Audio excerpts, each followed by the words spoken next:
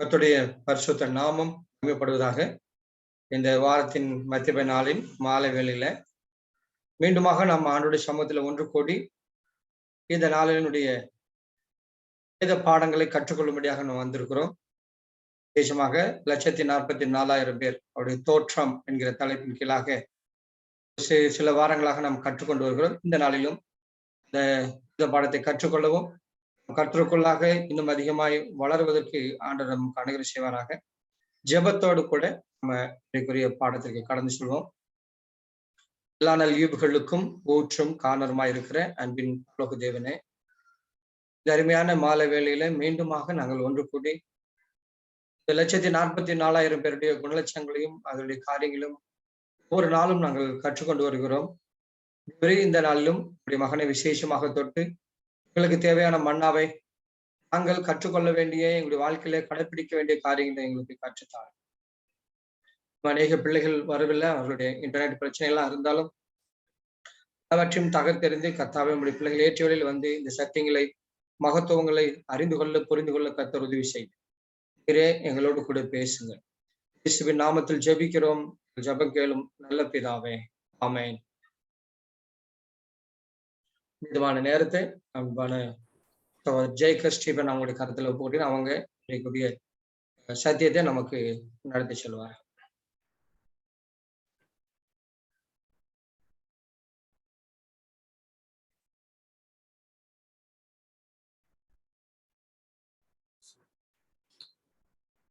கர்த்தருடைய நாமத்திற்கு மகிமை உண்டாகட்டும். ஆண்டவருடைய பிரதான கிருபைக்காய் தேவனை நான் ஸ்தோத்திரிக்கிறேன். ஒவ்வொரு வாரத்தினுடைய புதன்கிழமை தோறும் நம்ம 144,000 பேரை குறித்து படித்து வருகிறோம். இந்த வாரத்திலும் அவர்கள் எப்பொழுது தோன்றுவார்கள், அதுதான் நம்ம படிக்க போகிறவருடைய நோக்கம். நம்ம தலைப்பு தோற்றம் என்று வைத்திருக்கிறோம். அவர்கள் எப்பொழுது அவர்கள் தோன்றுவார்கள், அவர்கள் தோன்றும் போது என்ன நடக்கும். ஏறக்குறைய 12 வாரங்களை நம்ம படித்து முடித்திருக்கிறோம். இது 13வது வாரம். ஒரு சின்ன வேத ஆராய்ச்சி செய்ய போறோம். ஆராய்ச்சி செய்து அவர்கள் எப்பொழுது தோன்றுவார்கள், எதற்காக தோன்றுகிறார்கள் என்கிறத சரியா புரிஞ்சுக்கிறதுக்காக பிரயாசப்படுறோம். ஏற்கனவே நம்ம தீர்க்க தரிசன அவருடைய எழுத்துக்களை வாசித்து இந்த சம்பவம் இப்படித்தான் என்பதை அறிந்திருக்கிறோம். அந்த அறிந்திருக்கிற உண்மையை இன்னும் உறுதிப்படுத்துவதற்கு ஏதுவான ஒரு செயல் தான் நம்ம படித்து கொண்டு வருகிற காரியங்கள். நம்ம கடந்த வாரத்துல ஒரு வசனத்தை வாசித்து எசேக்கியேல் 9ஆம் அதிகாரத்தை ஆராய்வதற்கு பிரயாசப்பட்டோம். 9ஆம் அதிகாரம் 6வது 7வது வசனம் இப்படியாக வாசிக்கிறது: முதியோரையும் வாலிபரையும் கன்னிகைகளையும் குழந்தைகளையும் ஸ்திரீகளையும் சங்கரித்து கொன்று போடுங்கள், அடையாளம் போடப்பட்டிருக்கிற ஒருவரையும் கிட்டாதிருங்கள், என் பரிசுத்த ஸ்தலத்திலே துவங்குங்கள் என்று என் காதுகள் கேட்டு சொன்னான். அப்பொழுது அவர்கள் ஆலயத்துக்கு முன்பே இருந்த மூப்பரிடத்தில் துவக்கம் பண்ணினார்கள். அவர் அவர்களை நோக்கி, நீங்கள் ஆலயத்தை தீட்டுப்படுத்தி பிரகாரங்களை கொள்ளையுண்டவர்களாக நிரப்பி புறப்பட்டு போங்கள் என்றார். அவர்கள் நகரத்தில் போய் வெட்டினார்கள். இந்த வசனத்தின் அடிப்படையில நம்ம ஆராய்ந்து அறிந்த ஒரு உண்மை, எசேக்கியேல் 9ஆம் அதிகாரம் பரிசுத்த ஸ்தலத்திற்கு ஒரு கிருபையின் கால முடிவையும் நகரத்திற்கு ஒரு கிருபையின் கால முடிவையும் இருப்பதை வெளிப்படுத்துகிறது என்பதை கடந்த வாரத்திலே நாம் அறிந்து கொண்டோம். இன்னைக்கு நம்ம என்ன அறிந்து கொள்வதற்கு பிரயாசப்பட போகிறோம் என்று சொன்னால், இந்த பரிசுத்த ஸ்தலம் எதை அடையாளப்படுத்துகிறது என்பதை அறிந்து கொள்வதற்கு நம்ம பிரயாசப்பட போகிறோம். நல்லா புரிஞ்சுக்கணும். எசேக்கியேல் 9ஆம் அதிகாரம் எதை குறித்து பேசுகிறது என்று சொன்னால், ஒரு கிருபையின் கால முடிவு, ஒரு நியாய தீர்ப்பினுடைய முடிவை பேசுகிறது. அது 2 விதமாக அங்க நிறைவேறுகிறதை பார்க்கிறோம். ஒன்று பரிசுத்த ஸ்தலத்துல முத்திரிடுதல் நடக்குது, அதுக்கு போய் வெட்டுகிற வேலை நடக்குது. முத்திரிட்டவர் நகரத்துல போய் மறுபடியும் முத்திரையிடுகிறாரு. வெட்டுகிறவர் இந்த வேலையை முடிச்ச பிறகு, பரிசுத்த ஸ்தலத்துல வேலையை முடிச்ச பிறகு நகரத்தில் போய் வெட்டுகிறார். அப்படின்னா 2 இடத்துல அந்த வேலை நடக்கிறத நம்ம தெளிவாக இங்கே பார்க்க முடிகிறது. நம்ம அறிந்து கொண்ட உண்மைகளை கொஞ்சம் ஞாபகப்படுத்திக் கொள்ளுவோம். மிருகத்தின் முத்திரைக்கு முன்பாக ஒரு முத்திரையிடுதல் இருக்கிறது. மிருகத்தினுடைய முத்திரை தோன்றிய பின்பு அதன் மூலமாக சோதிக்கப்பட்டு ஒரு முத்திரையிடுதல் இருக்கிறது. 2 நம்ம படித்திருக்கிறோம். 144,000 பேர் முத்திரிடுகிறதுக்கு என்று ஒரு காலம் இருக்கிறது. தேவனுடைய சபை உண்மை இல்லாது இருப்பதனாலே 144,000 முத்திரிடப்பட வேண்டியிருக்கிறது. சபை உண்மை இல்லாது இருப்பதனாலே ஒரு தாமதமான ஒரு முத்திரிடுதல் இருக்கிறது. அது திரளான கூட்டம் சகல ஜாதியார் முத்திரிடுகிறது என்பதை நம்ம அறிந்திருக்கிறோம். எசேக்கியேலுடைய 9ஆம் அதிகாரத்தை ஆராயும் போது பரிசுத்த ஸ்தலத்திற்கு ஒரு முத்திரையிடுதலும் நகரத்திற்கு ஒரு முத்திரையிடுதலும் இருக்கிறது என்பதை நாம் அறிந்திருக்கிறோம். உங்களுக்கு இது ஞாபகம் இருக்கு என்று நம்புகிறேன். மிருகத்தின் முத்திரை ஞாயிறு ஆசரிப்பு சட்டம் அமெரிக்காவில் அறிவிக்கப்படுவதற்கு முன்பாக ஒரு முத்திரையிடுதல், அது 144,000 படித்தோம். அதற்கு பிறவாக ஒரு முத்திரையிடுதல் இருக்கிறது என்று படித்தோம். அது தீர்க்கமாய் ஆராயும் பொழுது 144,000 பேருக்கு என்று முத்திரிடுதல் காலம் இருக்கிறது. தாமதிக்கப்பட்ட ஒரு முத்திரிடம் சகல ஜாதிகளும் முத்திரிடப்படுகிறார்கள். இப்ப நம்ம சமீபமாய் படித்துக் கொண்ட உண்மை, பரிசுத்த ஸ்தலத்திற்கு ஒரு முத்திரிடுதலும் நகரத்திற்கு ஒரு முத்திரிடுதலும் இருக்கிறது என்று சொல்லி நம்ம படிக்கிறோம். ஒரு பெரிய குறிப்பை நான் வாசிக்க போகிறேன். முழுமையாய் நான் மொழியாக்கம் செய்து விட்டேன். ஏன்னா அது அவ்வளவு ஆழமான கருத்துகள் அதுல அடங்கி இருக்கிறது. எனக்கு வேண்டியது ஒரு 2-3 லைன் தான், சொல்லிட்டு போயிடலாம். ஆனா அப்படி துண்டு துண்டா எடுத்து இளனுடைய வார்த்தையை எடுத்து அவர்கள் விருப்பப்படி வியாக்கியானம் செய்வார்கள் என்று சொல்லி ஒரு எச்சரிப்பு தீர்க்கதரிசன அவருடைய புத்தகத்தில் இருக்கிறது. அதுக்கு காரணம் என்ன? அதை முழுமையாய் படிக்கும் பொழுது அநேக உண்மைகளை புரிந்து கொள்ள முடிகிறது. கிட்டத்தட்ட 207வது பக்கத்திலிருந்து 213வது பக்கம் 6 பக்கங்களை நான் உங்களுக்காக மொழியாக்கம் செய்து வாசிக்க போகிறேன். ரொம்ப கவனமா கேளுங்க. அநேக உண்மைகள் அதற்குள் அடங்கி இருக்கிறது. Testimonies for the Church, volume 5, பக்கம் 207 213 வரை. எசேக்கியேல் 9ஆம் அதிகாரம் முதல் 6 வாக்கியங்கள் அங்கே மேற்கோள் காட்டப்பட்டது. என்னது அந்த அதிகாரம்? 6 புருஷர்கள் வர்றாங்க. அதுல ஒரு புருஷர் கணக்கன் மைக்கூட்டை வைத்திருக்கிறார். அவர் உத்தரவு கொடுக்கப்படுகிறது, நீ போய் எருசலேமின் அருவருப்புகளுக்காக பெருமூச்சு விட்டு அழகருடைய நெற்றியிலே முத்திரை போடு என்கிற உத்தரவு கொடுக்கப்படுகிறது. அதை தொடர்ந்து 5 புருஷர்களுக்கு வெட்டுகிற உத்தரவு கொடுக்கப்படுகிறது. இவங்க போய் முதல்ல எங்க வெட்டுறாங்க? பரிசுத்த ஸ்தலத்துல வெட்டுறாங்க, பின்பு நகரத்தில் போய் வெட்டுகிறார்கள். அந்த வசனத்தை அவங்க குறிச்சிட்டு எழுதுறாங்க. அதுக்குரிய விளக்கத்தை நம்ம படிக்க போகிறோம். தேவன் கொடுத்த ஒளிக்கு பதிலளிக்காதவர்களுக்கு நியாய தீர்ப்புகளில் தம்முடைய கோபத்தை ஊட்ட நீதி சரிகட்டுதல் என்னும் வஸ்திரங்களை உடித்துக் கொள்ள பரலோக பரிசுத்த ஸ்தலத்தின் கிருபாசனத்தை விட்டு வெளியேறும் தருவாயில் இயேசு இருக்கிறார். இந்த எசேக்கியேல் 9ஆம் அதிகாரம் நிறைவேறும் பொழுது யார் வெளியேறிடுவார்? இயேசு வெளியேறிவிடுவார். கிருபையின் காலம் முடிந்துவிடும். அந்த நிலையில இருக்கிற ஒரு காட்சி தான் எசேக்கியேல் 9ஆம் அதிகாரத்தினுடைய காட்சி. தவறாக துல்லியத்துடன் நித்தியமானவர் இன்னும் அனைத்து நாடுகளுடன் ஒரு கணக்கை வைத்திருக்கிறார். மனம் திரும்புதலுக்கு அழைப்புகளோடு அவருடைய கிருபை இருக்கும் போது இந்த கணக்கு திறந்திருக்கும். கிருபை இருக்கிற வரைக்கும் இந்த கணக்கு திறந்திருக்கும். நீங்க 7 முத்திரைகளுடைய புத்தகத்தை பாருங்க, உள்ளும் புறமும் எழுதப்படாத ஒரு நிலை இருக்கும். முழுமையா மன்னிக்கணும், உள்ளும் புறமும் எழுதப்பட்ட ஒரு நிலையில் இருக்கும். அங்க எழுதுறதுக்கு நீ இடமே இல்லை. அந்த நிலை உண்டாகும் பொழுதுதான் ஆண்டவர் நியாய தீர்ப்பை முடிப்பார். ஒவ்வொரு மனிதனுக்கும் அப்படிதான். அவனிடத்தில் எடுக்க வேண்டிய எல்லா பிரயாசத்தையும் எடுத்து இனி இவனிடத்துல ஒன்றும் செய்வதற்கு இல்லை, இவன் துன்மார்க்கனாய் இருக்கிறான் என்ற ஒரு நிலை உண்டாகுமானால் அவனை துன்மார்க்கன் என்று ஆண்டவர் நியாயம் தீர்க்க போகிறார். அவனிடத்தில் செய்யப்படுகிற எல்லா பிரயாசத்தையும் பிரயோஜனப்படுத்தி பரிசுத்தமாய் இருப்பான் என்று சொன்னார். ஆண்டவர் அவனை பரிசுத்தவான் என்று நியாயம் தீர்க்க போகிறார். எல்லா தேசத்துடைய கணக்கு இருக்குது, இன்னும் திறந்தே இருக்கிறது. என்னுடைய சில எசேக்கியேல் 9ஆம் அதிகாரம் நிறைவடையவில்லை. அது நிறைவடையும் பொழுது ஆண்டவர் அந்த வேலையை விட்டு, கிருபை வழங்குற வேலையை விட்டு வெளியே வந்து விடுவார். இந்த கணக்கு திறந்தே இருக்கும். ஆனால் புள்ளி விவரங்கள் தேவன் நிர்ணயித்த ஒரு குறிப்பிட்ட அளவை எட்டும் போது அவருடைய கோபத்தின் ஊழியம் தொடங்குகிறது. எல்லாருக்கும் ஒரு காலம் நியமிக்கப்பட்டு நம்ம படிச்சு நீங்க முத்திரிடுதல் வேலை நடந்துகிட்டே இருக்கிறது. எல்லாருக்கான பிரயாசம் முடிஞ்ச உடனே அவருடைய கோப வேலை தொடங்குது. இப்ப கிருபையை வழங்கிட்டு இருக்காரு. அந்த கிருபையின் காலத்துல தாமதமாகி விடும் முன்பு நான் மனம் திரும்பாவிட்டால் அவர் கோபத்தின் வேலையை செய்வார் என்று அங்கே சொல்லப்படுகிறது. கணக்கு மூடப்பட்டது. தெய்வீக பொறுமை நின்று விடுகிறது.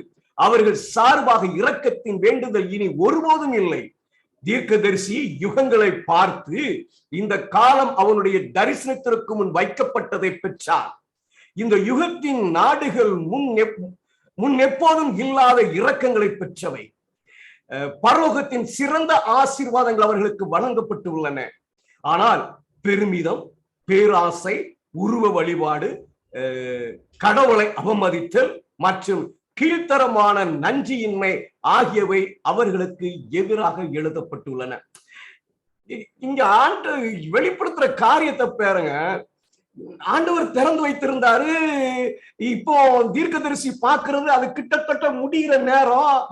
என்ன எழுதப்பட்டிருக்குன்னு பாக்குறாங்க பாருங்க. என்ன எழுதப்பட்டிருக்குது? தேசங்களை பற்றி, இங்க இருக்கிற ஜனங்களை பற்றி அங்க எழுதப்பட்டிருக்கிற காரியத்தை அங்க சொல்லும்போது எல்லா ஆசீர்வாதத்தையும் பெற்றார்கள், எல்லா கிருபையும் பெற்றவர்கள்.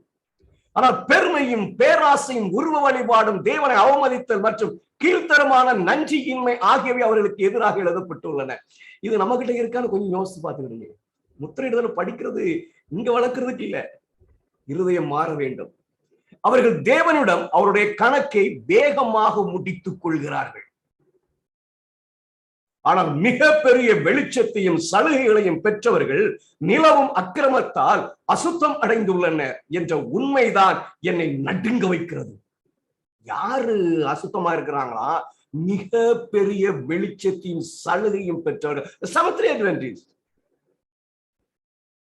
அவங்க கிட்ட காணப்படுகிற அக்கிரமமும் அசுத்தமும் யார நடுங்க வைக்க? ஏன்னா நடுங்க வைக்கிறா. அதை பார்க்கும் பொழுது நடுங்குகிறார்களா?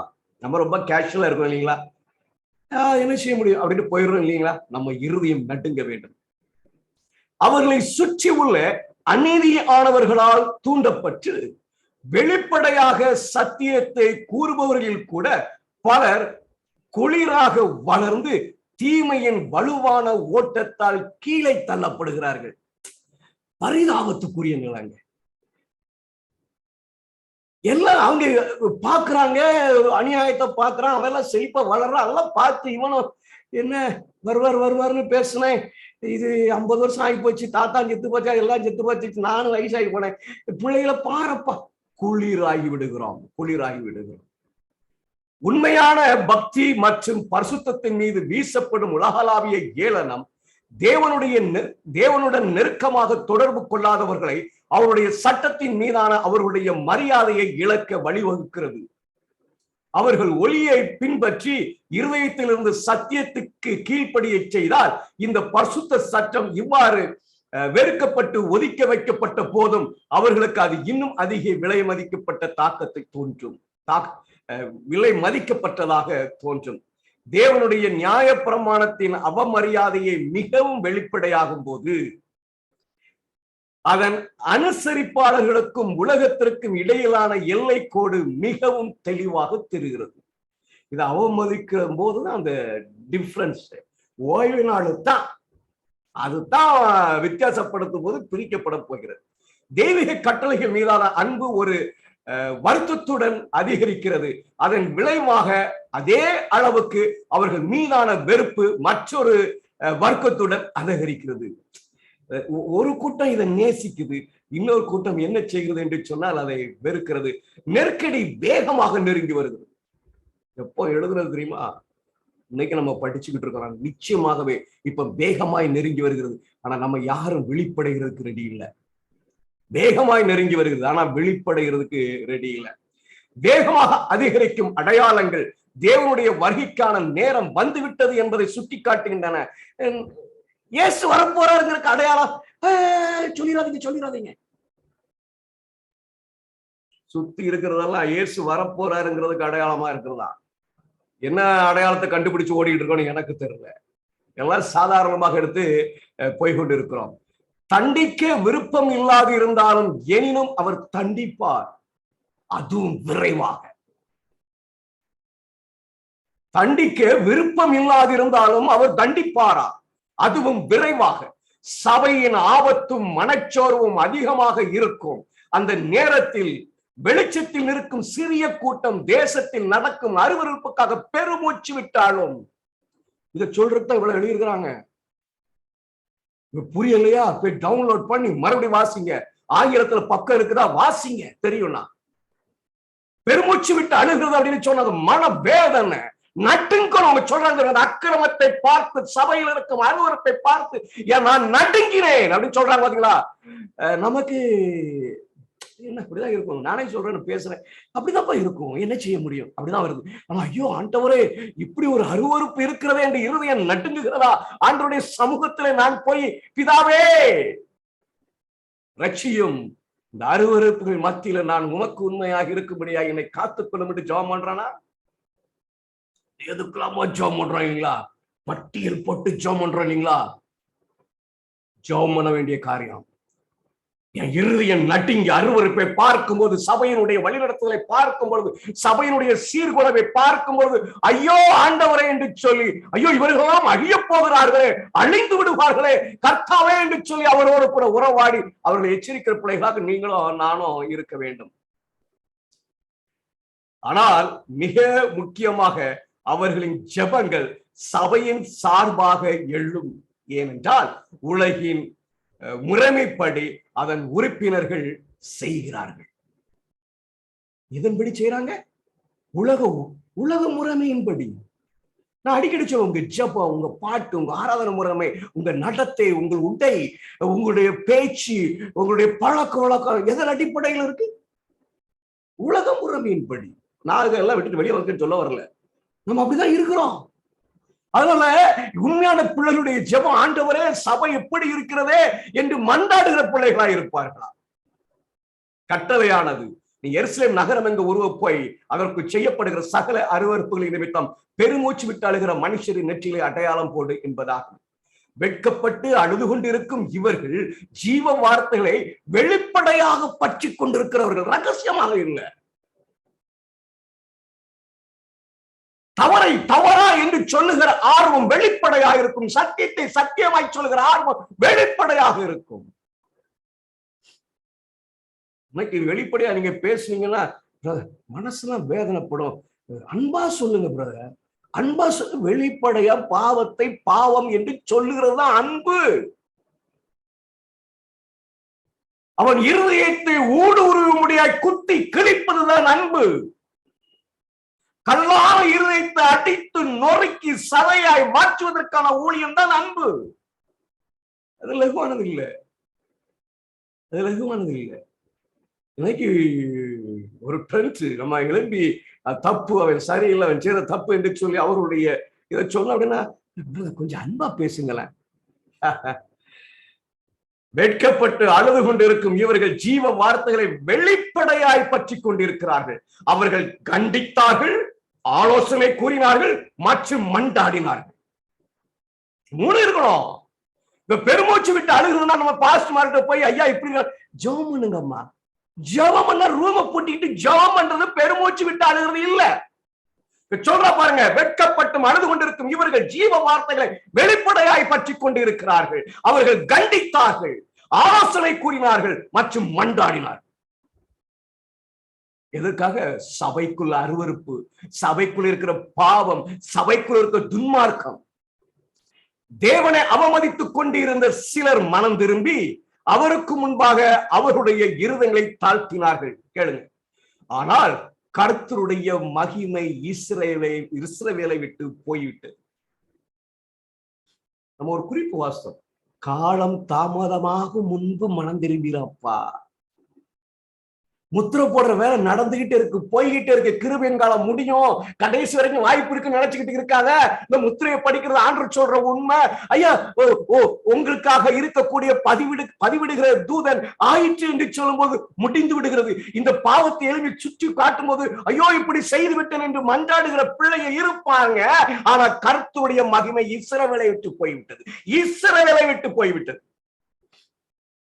இன்னும் பல மதத்தின் முறைமைகளை தொடர்ந்து கொண்டிருந்த போதிலும் அவருடைய வல்லமையையும் பிரசனமும் இல்லாமல் இருந்தது. என்ன ஒரு பயங்கரமான ஸ்டேட்மெண்ட் இல்லைங்களா? ஆண்டவர் போயிட்டார் அவங்களை விட்டு. ஆனா அவன் இன்னும் ரிலிஜியஸா ஜெபம்னா அப்படி ஒரு ஜெபம், போதம்னா அப்படி ஒரு போகம். But no power of God. தேவனுடைய வல்லமை அவரிடத்தில். ஆனா அவன் ஏதோ உண்மையாய் ஆண்டவருக்காக போராடுவது போல, ஊழியம் செய்வது போல நினைத்துக் கொண்டு ஓடுகிறான். ஆனா அவனிடத்தில் தேவனுடைய வல்லமை இல்லை. எவ்வளவு பரிதாபமான நிலைமை. அதாவது நம்ம படிக்கிறோம், முத்திரைகள் படிக்கும் பொழுது ஐயா ஏற்கனவே முத்திரைகள் தொடங்கிட்டு போட்டுக்கிட்டு இருக்கிறாங்க, பதிவிடுற தூதன் ஆயிற்று என்று சொல்லும் போது எனக்கு முடிஞ்சிடும். அப்படி முடிந்த அன்னை இன்னைக்கு ஊழியக்காரர்களாக இருக்கிறார்கள்.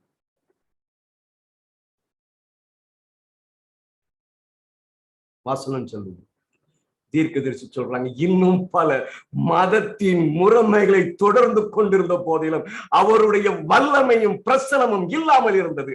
அவருடைய கோபம் வெளிப்படையாக நியாய தீர்ப்புகளை புறப்பட்டு போகும் காலத்தில் இந்த தாழ்மையான அர்ப்பணிப்பு உள்ள கிறிஸ்துவின் சீஷர்கள் புலம்பலையும் அழுகையிலும் கண்டனங்களையும் எச்சரிக்கையிலும் வெளிப்படுத்தியது அவர்களுடைய ஆத்மா வேதனையில் உலகின் பிற பகுதியில் இருந்து வேறுபடுத்தி காட்டப்படுவார்கள். அந்த பாவத்தை எழும்பி எடுத்து பேசுகிற பிள்ளைகள் கண்டிதத்தினாலும் ஆலோசனாலும் அண்டாடியும் சொல்லும் பொழுது அதுதான் அவங்க மன வேதனையோடு இருக்கிறார்கள் என்பதை வெளிப்படுத்தியதா.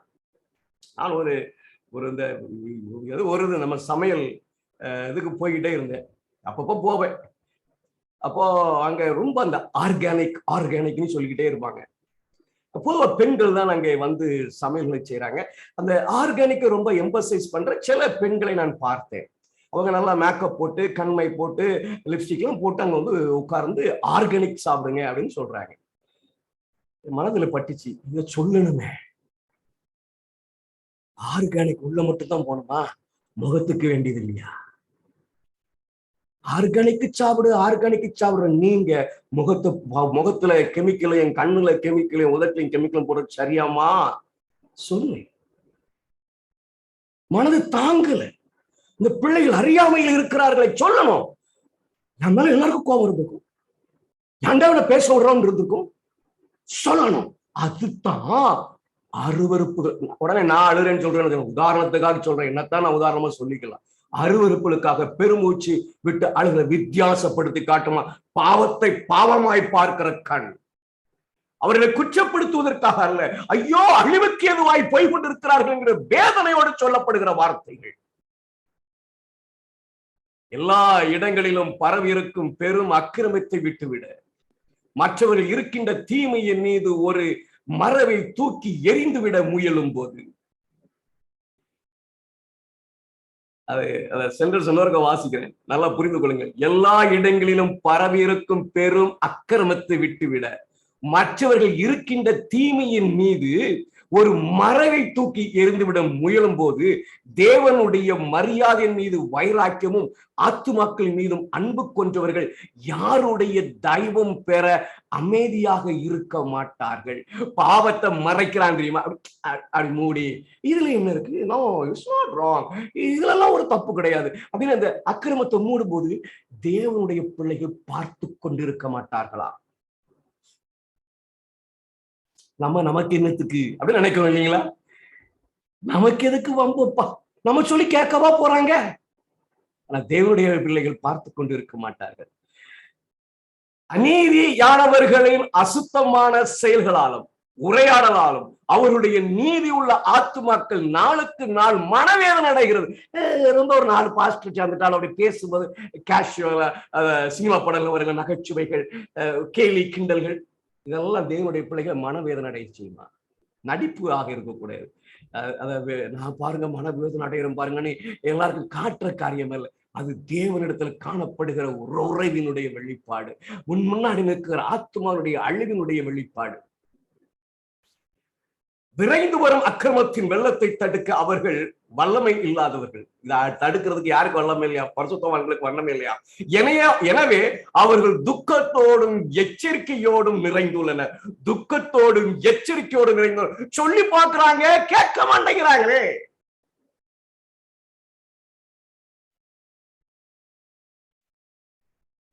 எனக்கு அருமையான தேவனுடைய பிள்ளைகளை, எசேக்கியேல் 9ஆம் அதிகார கிருபையின் காலம் முடிந்து விடும் அப்படின்னு சொல்லி அந்த தேவையான பகுதி மட்டும் வாசித்தோம்னு சொன்னா இந்த உண்மையெல்லாம் மறைஞ்சு போயிடும். துக்கத்தோடும் எச்சரிக்கையோடும் நிறைந்து இருக்கிறாங்க, ரொம்ப ஜாக்கிரதையா இருக்கிறாங்க. பெரிய வெளிச்சத்தை பெற்றவர்களின் வீடுகளிலேயே மதம் இழிவாவதை கண்டு தேவனுக்கு முன்பாக புலம்புகிறார்கள். எங்க நம்ம வீட்டுக்குள்ள பெருமையும் பேராசையும் சுயநலமும் வஞ்சகமும் ஏறக்குறைய எல்லா வகையிலும் சபையில் இருப்பதால் அவர்கள் அவர்களுடைய ஆத்மாவை புலம்பி வேதனைக்குள்ளாக்குகிறார்கள். நம்ம யார்கிட்டயாவது இந்த செயல்பாடு இருக்கா? இதை படிக்கிறதுக்கு விரும்ப மாட்டாங்க. 1,44,000 பேர் பாடத்தை தீர்க்க தரிசன ஆவியினுடைய எழுத்துக்களோடு படிக்கிறதுக்கு ஆள் வரவே வராது. போதவர் விரும்ப மாட்டான், தலைவர் விரும்ப மாட்டான், விசுவாசி விரும்ப மாட்டான். ஏன்னா இது உன் இருதயத்தை குத்தி ஒட்டச்சு கிழிச்சு. பெருமையும் பேராசையும் சுயநலமும் வஞ்சகமும் ஏறக்குறைய எல்லா வகையும் சபையில் இருப்பதால் அவர்கள் அவர்களுடைய ஆத்மாவை புலம்பி வேதனைக்குள்ளாக்குகிறார்கள். நமக்கு அதை கவலையே இல்லை. கையை தட்டினா என்ன, அல்லையா போட்டாங்கன்னா ஆமேன் போட்டாரு, எந்த பாட்டை பாடுறானா, எப்படி சோம் பண்ணான்னு நம்மளும் சேர்ந்து பாடிட்டு போயிட்டே இருக்கணும். நமக்கு அருவருப்பு எதுனே தெரியுது. சாத்தானுடைய வேலைக்காரர்கள் வெற்றி பெறும் போது தேவனுடைய ஆவி கண்டிக்க நினைவுபடுத்தும். அது காலடியில் மிதிக்கப்படுகிறது. சாத்தாவோட ஜெயிக்கும் போது கண்டிக்கிறது. நம்ம மட்டம் தட்டி ஓரமா உட்காரு, உனக்கு என்ன அப்படின்னு ஓரமா உட்கார வச்சிருவான். தேவன் அவமதிக்கப்படுகிறார். சத்தியம் பயனற்றதாக செய்யப்பட்டது. தாங்கள் சொந்த ஆவிக்குரிய வீழ்ச்சியில் வருத்தத்தை உணராத அல்லது மற்றவர்களின் பாவங்களை பற்றி துக்கப்படாத கூட்டம் தேவனின் முத்திரையின்றி விடப்படுகிறார். என்ன விளங்குது தெரியுமா? முத்திரையை பெறுகிறதுக்கு நான் பரிசுத்தமா இருந்தா மட்டும் போதாது. என் பக்கத்தில் இருக்கிற அருவருப்பின் நிமித்தம் நான் நடுங்க வேண்டும். அவனுடைய அழிவு எனக்கு பாரமாக வேண்டும். அவனுடைய செயலினால் என் சபையினுடைய அந்த வல்லமை வெளிப்படாதபடி மங்கி போய் கிடக்கிறதே என்னை வேதனைப்படுத்த வேண்டும். தேவன் அவருடைய தூதர்களை வெட்டுகிற ஆயுதங்களை தங்கள் கையில் பிடித்திருக்க புருஷர்களை நியமித்து, நீங்கள் போய் இவன் பின்னாலே நகரமெங்கும் உருவ போய் வெட்டுங்கள். உங்கள் கண் தப்ப விடாமலும் நீங்கள் இறங்காமலும் முதியோரையும் வாலிபரையும் கன்னிகைகளையும் குழந்தைகளையும் ஸ்திரீகளையும் சங்கரித்துக் கொண்டு போடுங்கள். அடையாளம் போடப்பட்டிருக்கிற ஒருவனையும் கிட்டாதிருங்கள். என் பரிசுத்த ஸ்தலத்தில் துவங்குங்கள் என்று என் காதுகள் கேட்க சொன்னார். அப்பொழுது அவர்கள் ஆலயத்துக்கு முன்னே இருந்த மூப்பரிடத்தில் துவக்கம் பண்ணினார்கள். சபை கர்த்தருடைய பரிசுத்த ஸ்தலம். பரிசுத்த ஸ்தலத்துக்கு ஒரு வெட்டுதல், நகரத்திற்கு ஒரு வெட்டுதல் இருக்குன்னு படிச்சோம் தெரியுமா? இங்க சொல்றாங்க பாருங்க, சபை கர்த்தருடைய பரிசுத்த ஸ்தலம். அப்ப முதல்ல வெட்டுற வேலை எங்க நடக்க போகிறீங்கன்னா சபையில. முதலாவது முத்திரிடுற வேலை எங்க நடக்க போகுதுன்னா சபையில.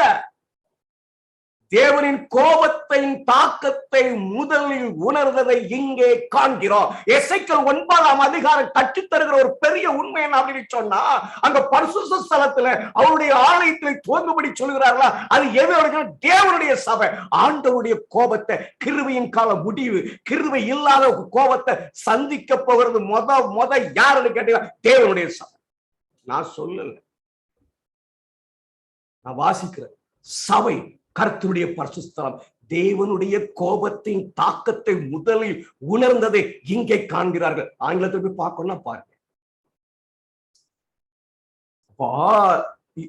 இந்த ஒரு பகுதியை எடுத்து நான் முடிச்சுட்டு போயிடலாம். ஐயா பாருங்க இதுதாங்க அப்படின்னு சொல்லிட்டு போயிடலாம். நான் அவ்வளோத்தையும் வாசித்ததுக்கு காரணம்னா பெருமூச்சு விட்டு அழுகிறவனா என்னன்னு எனக்கு தெரியணும்.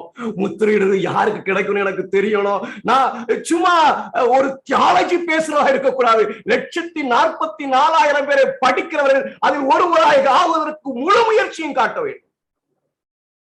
சபை கர்த்தருடைய பரிசுத்த ஸ்தலம்.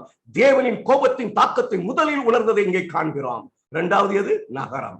தேவன் பெரிய வெளிச்சத்தை கொடுத்த ஜனங்களின் ஆவுக்குரிய நலன்களில் பாதுகாவலராக நின்ற மூப்பர்கள் தங்கள் நம்பிக்கையை காட்டி கொடுத்தார். காட்டி கொடுத்து கொண்டிருக்கிறார்கள் தெரியுமா உங்களுக்கு? இன்னைக்கு உங்க ஓய்நாள் பிள்ளையோட பாடத்தை ரொம்ப கவனமா படிக்கணும். நம்முடைய நம்பிக்கைகள் அங்கே காட்டி கொடுக்கப்படுகிறது. நாம் முந்தைய நாட்களில் போல அற்புதங்களையும் தேவனுடைய வல்லமையின் குறிப்பிடத்தக்க வெளிப்பாட்டையும் பார்க்க வேண்டியதில்லை என்ற நிலைப்பாட்டை அவர்கள் எடுத்திருந்தனர். காலம் மாறிவிட்டது. இந்த வார்த்தைகள் அவர்களின் நம்பிக்கையை பலப்படுத்துகின்றன. மேலும் அவர்கள் கர்த்தர் நன்மை செய்ய மாட்டார், தீமையும் செய்ய மாட்டார். நியாயத்தீர்ப்பில் அவருடைய ஜனங்களை சந்திக்க அவர் மிகவும் இரக்கமுள்ளவர் என்று கூறுகிறார்கள். அப்படியெல்லாம் ஆண்டவர் செய்வார். ஐயோ அம்மா, அந்த நகரத்தில் போற்றுவார், நரகத்தில் போற்றுவார், அக்னியில போற்றுவார். படிக்கிறீங்க தெரியுமா? 2ஆம் மரணம். அந்த அக்னியினுடைய வேக்காடு எப்படி இருக்குன்னு அம்மையார் புஸ்தகம் கிரேட் கான்ஃபரன்ஸ்ல போய் வாசிங்க. கையில தான் வச்சிருக்கிறீங்க, ஆனா வாசித்து அந்த அகோரத்தை நீங்க கண்டிருக்க மாட்டீர்கள். தெரவாக்கினி, லிக்விட் ஃபயர், சமுத்திரம் போல் பூமியை நிரப்பி இருக்கும். சிலர் வைக்கலை போல் எரிந்து விடுவார்கள், சிலர் நாட்களுக்காக அதுக்குள் எரிவாங்களாம். எரியும் போது எப்படி இருக்குமா தெரியுமா?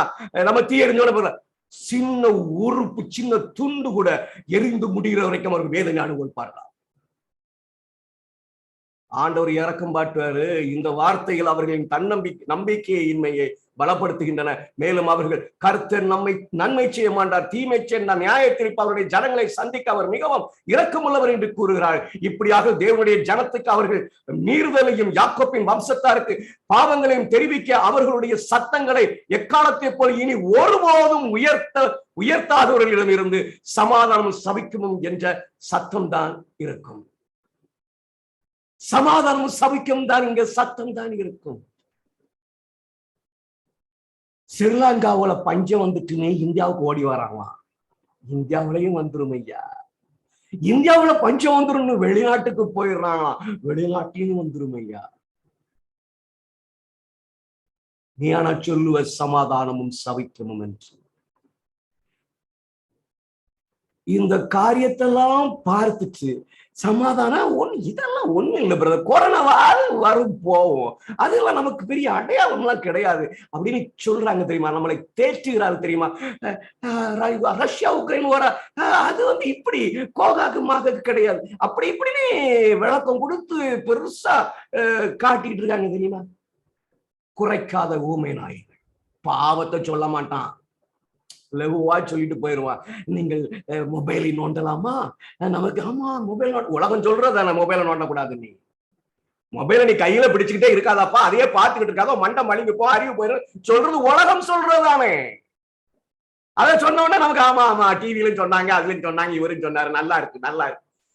என்னுடைய சுயம் தாக்கப்பட வேண்டும், என்னுடைய பெருமை வெளிப்பட வேண்டும், என்னுடைய ஈச்சை வெளிப்பட வேண்டும். சமாதானமும் சபிக்கும் அதுல ஒண்ணு இல்லைங்க.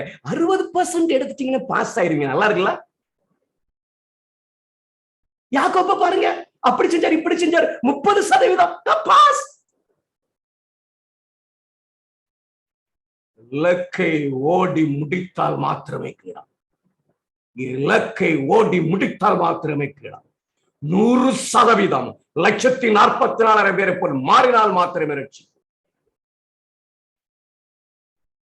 யாருன்னு சொல்ற பாருங்க, குறைக்காத இந்த ஊமை நாய்கள் தான் கோபப்படுத்தப்பட்ட தேவனின் பழிவாங்கலை உணர்கின்றனர். இவன் எனக்கு என்ன வந்தாலும் சரிவே, ஆண்டவரை சோஸ்திரம் ஆண்டவரை சோஸ்திரம் ஆண்டவரை சோஸ்திரம். பாவத்தை உணரவே மாட்டான், பாவத்தை உணரவே மாட்டான். குறைக்காத ஊமை நாய்கள், வாலிபர்கள், கன்னிகைகள் மற்றும் சில சிறு குழந்தைகள் அனைவரும் ஒன்றாக அழிந்து போகிறார்கள். பயங்கரமான ஸ்டேட்மெண்ட் இல்லைங்களா? இன்னைக்கு வாலிப பிள்ளைகளுக்கு வேதத்தை சொல்லிக் கொடுக்க ஆள் இல்லைங்க. அதுல பாட்டு பாடுங்க, சந்தோஷமா பாடுது, ஜாலியா வருது, சிரிக்குது பாட்டு. ஒரு எனக்காரமே தேவனுடைய பிள்ளைகளை, எத்தனையோ வாலிப பிள்ளைகளை பார்க்கிறேன், போதருடைய கையில கொடுக்கப்பட்ட அந்த போதர்கள் வழிநடத்துற விதத்தை பார்த்தா அது அவங்களுக்கு ஜாலியா இருக்கு. they love that. வாலிபர்கள், கன்னிகைகள் மற்றும் சிறு குழந்தைகள் அனைவரும் ஒன்றாக அழிந்து போகிறார்கள். உண்மை உள்ளவர்கள் பெருமூச்சு விட்டு அழுது கொண்டிருந்த அருவருப்புகள் அனைத்தும் முடிவு உள்ள கண்களால் புரிந்து கொள்ளக்கூடியவை. ஆனால் மிக மோசமான குற்றங்களால் தூய மற்றும் பரிசுத்த தேவனுடைய எரிச்சலை தூண்டியவைகள் அவைகள் வெளிப்படுத்தப்படவில்லை. அக்கிரமத்தின் வேலைக்காரர்கள் மூலம் ரகசியமாக செய்யப்படும் ஒவ்வொரு பாவத்தையும் இதயங்களின் பெரிய தேடுபவர் அறிவார். நீ என்ன செஞ்சாலும் சரி அவருக்கு தெரியும் ஐயா, உள்ளத்தின் ஆழம் அவருக்கு தெரியும். இந்த நபர்கள் அவருடைய வஞ்சகங்களில் பாதுகாப்பாக உணரும்படி வருகிறார்கள். மேலும் அவருடைய நீடிய பொறுமையின் காரணமாக தேவன் பார்க்கவில்லை என்று சொல்லுகிறார்கள். நீடிய பொறுமையை பார்த்துட்டு ஒண்ணு இல்லைல்ல, நல்லாதானே இருக்கு, என்ன பிரச்சனை, நான் இதை செய்துக்கிட்டு தான் இருந்தேன், எனக்கு ஒண்ணும் கஷ்டம் இல்லைல்ல, அதனால ஆண்டவர் இதெல்லாம் ஒண்ணும் கண்டுக்கிறது இல்லை, அவர் பார்க்கறது இல்லை, இதெல்லாம் பெருசு கிடையாது, நீங்க அதை சும்மா தேவையில்லாம சொல்றீங்க.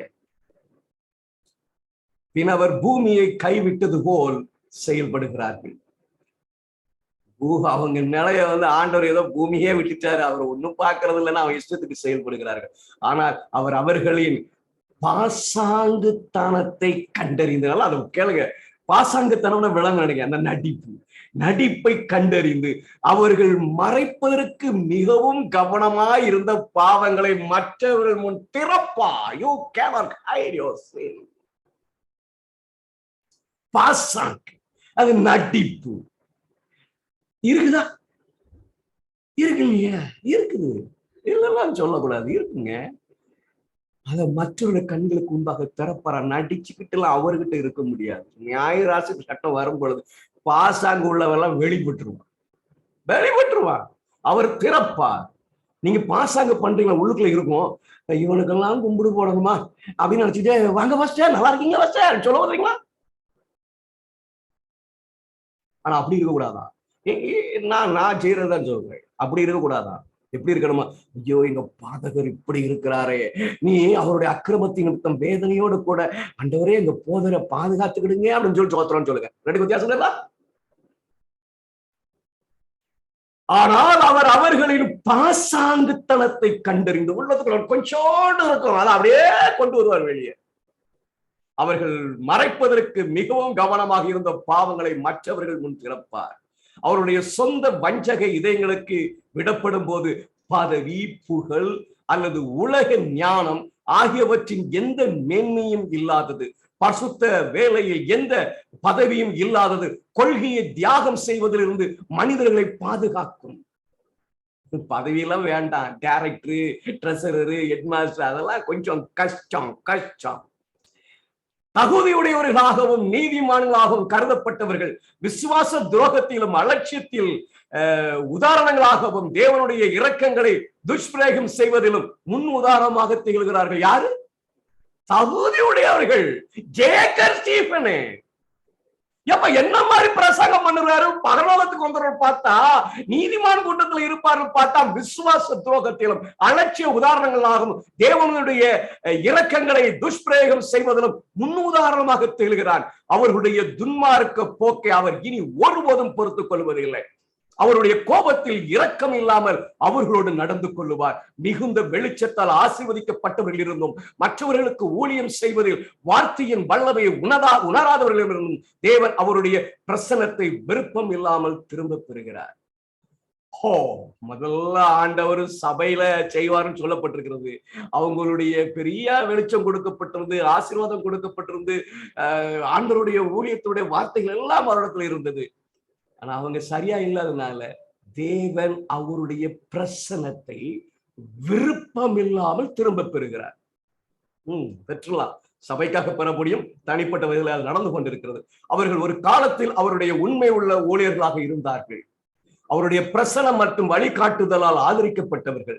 ஆனால் அவர்கள் அவரை விட்டு விலகி மற்றவர்களை தவறுக்குள் வழிநடத்துகிறார்கள்.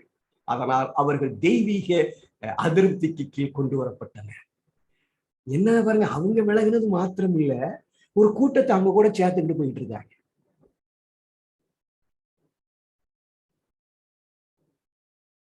அவங்களையும் அழிக்கிறார்கள், அந்த கூட்டத்தையும் அழிக்கிறார்கள். தேவனுடைய பழி வாங்கும் நாள் சரியாக நம் மீது உள்ளது. தேசத்தில் செய்யப்படும் அருவருப்புகளுக்காக பெருமூச்சு விட்டு அழுகிறவர்களே நெற்றிகளில் மட்டுமே தேவனுடைய முத்திரை போடப்படும். உலகத்தோடு அனுதாபத்தில் தொடர்பு கொள்பவர்கள் குடிக்காரர்களுடன் சாப்பிட்டு குடிக்கிறார்கள். இவர்கள் துன்மார்க்க வேலைக்காரர்களுடன் நிச்சயமாக அழிக்கப்படுவார்கள். ஐயா, துன்மார்க்கத்தோடு தொடர்பு கொள்வது, துன்மார்க்கம் சொல்லு, தைரியமா சொல்லு. அவங்ககிட்ட போய் பிரதர் நீ தப்பா இருக்கிற சொல்லிடு, தைரியமா சொல்லு. அவன்கிட்ட நமக்கு ஒண்ணுமே இல்லை, உறவே கிடையாது. கர்த்தருடைய கண்கள் நீதிமான்கள் மேல் நோக்கமாய் இருக்கிறது, அவருடைய செயல்கள் அவருடைய வேண்டுதலுக்கு கவனமாய் இருக்கிறது, முகம் விரோதமாய் இருக்கிறது. ஜீவனுள்ள தேவனுடைய முத்திரையை நாம் பெறுவோமா அல்லது அழிக்கும் ஆயுதங்களால் வெட்டப்படுவோமா என்பதை நம்முடைய சொந்த நடவடிக்கை தீர்மானிக்கும். ஏற்கனவே தேவனுடைய கோபத்தின் சில துளிகள் பூமியில் விழுந்து உள்ளன. ஆனால் அவருடைய கோபத்தின் கோப்பையில் கலப்படம் இல்லாமல் கடைசி 7 வாதைகள் ஊற்றப்படும் போது தீமையை செய்கிறவர்களுக்கோ கர்த்தருடைய மனம் திரும்புவதும் பாதுகாப்பை காண்பதும் அப்பொழுது நித்தியத்திற்கும் தாமதமானதாக இருக்கும். பின்பு எந்த நிவாரண இரத்தமும் பாவத்தின் கரையை கழுவாது. உன் ஜனத்தின் புத்திரருக்காக நிற்கிற பெரிய அதிபதியாகிய மிகாவேல் அக்காலத்திலே எழும்புவான். எசேக்கியேல் 9ஆம் அதிகாரம். மிகாவேல் எழும்ப போகிற காலம். யாதொரு ஜாதியாரும் தோன்றினது முதல் அக்காலம் மட்டும் உண்டாயிராத ஆபத்து காலம் வரும். அக்காலத்திலே புஸ்தகத்தில் எழுதியிருக்கிறவர்களாக காணப்படுகிற உன் ஜனங்கள் அனைவரும் விடுவிக்கப்படுவார்கள். இந்த ஆபத்து காலம் வரும்போது எல்லா வழக்கும் முடிவு செய்யப்பட்டிருக்கும். பாவத்துக்கு வருந்தாதவர்களுக்கு இனி ஒருபோதும் சோதனை காலம் இல்லை, ஒருபோதும் கிருபை இல்லை. ஜீவனுடைய தேவனுடைய முத்திரை அவருடைய ஜனத்தின் மேல் உள்ளது. இந்த சின்ன மீதமானவர்கள் வலுசற்ப சேனையால் அணிவகுக்கப்பட்ட அந்த உலக வல்லமைகளோடு மரண மோதலில் அவர்களாகவே தற்காத்துக் கொள்ள முடியவில்லை. தேவனை அவர்களுடைய பாதுகாப்பாக உருவாக்கினார்கள். துன்புறுத்தல் மற்றும் மரணத்தின் வழியின் கீழ் அவர்கள் மிருகத்தை வணங்க வேண்டும் மற்றும் அதன் முத்திரையை பெற வேண்டும் என்று மிக உயர்ந்த பூமிக்குரிய அதிகாரத்தால் ஆணை நிறைவேற்றப்பட்டுள்ளது. தேவன் இப்போது அவருடைய ஜனங்களுக்கு உதவப்பட்டோம். தேவன் இப்போது அவருடைய ஜனங்களுக்கு உதவட்டும். அவருடைய உதவியின்றி இது போன்ற பயங்கரமான மோதலில் அவர்கள் என்ன செய்ய முடியும்? எனக்கு தேவனுடைய பிள்ளைகள், இந்த சம்பவம் எல்லாம் யாருக்கு முதல்ல நடக்க போகுது அப்படின்னு கேட்டீங்கன்னா தேவனுடைய சபைக்கு. நிறைய ஆவிக்குரிய காரியங்கள் அதுக்குள்ள இருக்கு. நீங்க திருப்பி கிராப் பண்ணுங்க, மறுபடியும் அதை வாசிங்க. உங்க இருதயம் பக்குப்படுவதற்கு ஏதுவாக உண்டாகட்டும். எனக்கு தேவையான பதிவை வாசிக்கிறேன், பாடத்துக்கு அவசியமான பகுதி மாத்திரம் வாசிக்கிறேன். தங்கள் சொந்த ஆவிக்குரிய வீழ்ச்சியில் வருத்தத்தை உணராத அல்லது மற்றவர்களின் பாவங்களை பற்றி துக்கப்படாத கூட்டம் தேவனின் முத்திரையின்றி விடப்படுவார்கள். தேவன் அவருடைய தூதர்களை வெட்டுகிற ஆயுதங்களை தங்கள் கையில் பிடித்திருக்கிற புருஷர்களை நியமித்து, நீ இவன் பின்னாலே நகரம் என்று ஒருவர் போய் வெட்டுங்கள், உங்கள் கண் தப்ப விடாமலும் நீங்கள் இறங்காமலும் முதியோரையும் வாலிபரையும் கன்னிகைகளையும் குழந்தைகளையும் ஸ்திரீகளையும் சங்கரித்துக் கொண்டு போடுங்கள். அடையாளம் போடப்பட்டிருக்கிற ஒருவனையும் கிட்டாதிருங்கள், என் பரிசுத்த ஸ்தலத்திலே போகுங்கள் என்று என் காதுகள் கேட்க சொன்னார். அப்பொழுது அவர்கள் ஆலயத்துக்கு முன்னே இருந்த மூப்பரிடத்தில் துவக்கம் பண்ணினார்கள். சபை, கர்த்தருடைய கூடாரம், தேவனின் கோபத்தின் தாக்கத்தை முதலில் உணர்ந்ததை இங்கே காண்கிறோம். அப்போ எசேக்கியேல் 9ஆம் அதிகாரம் கிருபையின் காலம் முடிவு எப்படி எல்லாம் இருக்கும் ஆண்டவர் தெளிவா சொல்லி கொடுத்திருக்கிறாரு. அது முதல்ல எதுக்கு நடக்கும்? சபைக்கு நடக்கும். ஆண்டவருடைய கோபம் முதல்ல சபையினிடத்தில் வருகிறதா? எசேக்கியேல் 9ஆம் அதிகாரம் 6வது 7வது வசனத்தை நீங்கள் வாசிக்கும் பொழுது அங்க இருக்கிற உண்மையை பாருங்க. நீங்கள் அவர்கள் என் காதுகள் கேட்க மற்றவர்களை நோக்கி, நீங்கள் இவன் பின்னாலே நகரம் எங்கும் உருவ போய் வெட்டுங்க. யாரு பின்னால முத்திரையிட போறான் தெரியுமா? மைக்கூட்டை வைத்திருக்கிற அந்த புருஷன் பின்னாடி போய் நீங்க வெட்டுங்கப்பா. அப்ப முதல்ல என்ன வேலை நடக்குதுன்னா முத்திரையிடல வேலை நடக்குது. பின்னாடி என்ன செய்யறான் அப்படின்னு சொன்னா 5 புருஷன் வந்து வெட்டுகிறாங்க. 5 புருஷர்கள் வெட்டுகிறாரு. ஒருவர் முத்திரையிடுறான், தேடி தேடி முத்திரையிடுவார். 5 புருஷர்கள் வெட்டுகிறார்கள். அது எங்க முதல்ல தோணும்னா பரிசுத்தல. அப்ப முத்திரையிடுகிறவன் முதல்ல பரிசுத்தல முத்திரையிட்டு போயிருக்கான், பின்னாடி போய் என்ன செய்ய வெட்டுறாங்க. அப்ப முத்திரையிடுதலும் வெட்டுகிறதும் முதலாவது எங்க நடக்கிறது என்று சொல்ல எனக்கு அருமையான பிள்ளைகளே, தேவனுடைய பரிசுத்த ஸ்தலத்துல தேவனுடைய சபையிலே நடக்கிறது என்பதை நீங்களும் நானும் மறந்து விடக்கூடாது.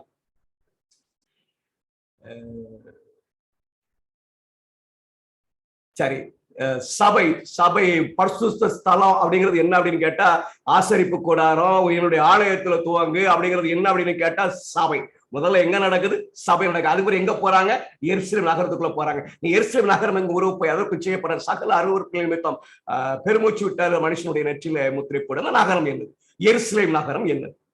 நகரத்திலவே வெட்டும் பாரு. அந்த நகரம் எதுனா எருசலேம் நகரம். அந்த எருசலேம் நகரம் எதை அடையாளப்படுத்துது? பொதுவா நம்ம சபைக்கு ஒப்பிடுவோம். இன்னொரு காரியத்திற்கும் எருசலேம் நகரம் அடையாளமாக. இங்க சபைங்கிறது எதாயிடுச்சுன்னா பரிசுத்த ஸ்தலம் ஆயிடுச்சு, ஆலயம் ஆயிடுச்சு. அப்ப ஆலயத்துல முதல்ல நடக்குது, பரிசுத்த ஸ்தலத்துல முதல்ல நடக்குது. சபையில முதல்ல ஆண்டவருக்கு நியாய தீர்ப்பை முடிக்கிறார், கிருபையின் காலத்தை முடிக்கிறாரு. அதற்கு பிறகு நகரத்துல போறாங்க. அது எருசலேம் நகரம். எருசலேம் நகரத்துடைய அடையாளம் என்ன? Great controversy. பக்கம் 22. நம்பிக்கையின்மை மற்றும் கிளர்ச்சியால் கடினப்படுத்தப்பட்டு தேவனுடைய பழிவாங்கும் தீர்ப்புகளை சந்திக்க விரைந்த உலகத்தின் ஒரு அடையாளத்தை கிறிஸ்து எருசலேமில் பார்த்தார். எருசலேம் எதற்கு அடையாளம்னா உலகத்திற்கும் அடையாளம். இயேசு கடைசி தலைமுறையை பார்த்து எருசலேமின் அழிவை ஏற்படுத்திய வஞ்சகம் போன்ற ஒரு வஞ்சகத்தில் ஈடுபட்ட உலகத்தை பார்த்தார். அவர் எருசலேமின் மூலமா எதை பார்க்கிறார்? உலகத்தை பார்ப்பதை இங்க சொல்லப்படுகிறது. கிரேட் கான்ட்ரோவர்சி பக்கம் 36. எருசலேமின் மீது நியாய தீர்ப்புகள் சந்திப்பதை குறித்து இரட்சகரின் தீர்க்கதரிசனம் மற்றொரு நிறைவேற்றத்தை பெற வேண்டும். எருசலேமிற்கு அழிஞ்சு திரும்ப 70ஆம் ஆண்டுல அது இன்னொரு நிறைவேற்றத்தை பெற வேண்டுமா? இதில் அந்த பயங்கரமான பால்கடிப்பு இருந்தது. ஆனால் ஒரு மங்கலான நிழல், அதுல ஒரு பயங்கரமானது இருந்துச்சு, ஒரு நிழல். தேர்ந்தெடுக்கப்பட்ட நகரத்தின் முடிவில் தேவனுடைய கிருபையை நிராகரித்து அவருடைய சட்டத்தை மிதித்த ஒரு உலகத்தின் அழிவை நாம் காணலாம். இந்த எருசலேமினுடைய அழிவு மாதிரி அது ஒரு நிலவாட்டமானது, ஒரு மங்கலமானது, ஒரு அடையாளமானது. அதே மாதிரி உலகத்துல இந்த அழிவை பார்க்கலாம். அப்ப எருசலேம் நகரம் எது அப்படின்னு சொன்னா உலகம். சபைக்கு முதலாவது நியாய தீர்ப்பு முடியுது, அடுத்தது உலகத்துக்கு முடிகிறது. சபைக்கு முத்திரிடுதல் எப்ப நடக்கும் அப்படின்னு நம்ம படிக்கும் பொழுது ஞாயிறாசி விட்டு வர்றதுக்கு முந்தைய நடந்துரும். அதற்கு பிறகு உலகத்துக்கு நடக்கும்னு படிச்சோம். அழகாக வேதம் தீர்க்க தரிசன ஆவியினுடைய எழுத்துகளோடு இசைந்து போகிறதை பார்க்க முடியும். உண்மை என்ன அப்படின்னு கேட்டீங்கன்னா, சபைக்கு பரிசுத்த ஸ்தலத்திற்கு கிருபையின் காலம் முதலில் முடிகிறது, பின்பு உலகத்திற்கு முடிகிறது. Do you believe it? கிருபையின் காலம் முதலாவது நமக்கு முடிந்துவிடும் என்பதை நீங்க நம்புறீங்களா? நம்பினா உங்கள் வாழ்க்கையை மாற்றிவிடும். உங்கள் வாழ்க்கை கிறிஸ்துவை போல மாறுவதற்கு ஏதுவான பிரயாசத்தில் ஓடிவிடுவீர்கள். பார்ப்போம், வரும்போது பார்ப்போம் அப்படின்னு இருந்தீங்கன்னா முத்திரிடுகிற தூதன் கடந்து போய்விடுவான். கடந்து போய்விடுவான். பதிவிடுகிற தூதன் ஆயிற்று சொல்லிவிடுவான். தேவனுடைய கோபம் மாத்திரம் எனக்கு மிஞ்சி இருக்கும். நான் மத நம்பிக்கை காட்டுவேன், நான் விசுவாச ஓட்டத்தை காட்டுவேன், நான் தேவனுடைய பிள்ளை போல காட்டுவேன், ஊழியம் செய்வேன், தியாகம் செய்வேன், உதவி செய்வேன், எல்லாம் செய்வேன். But no power of God in him.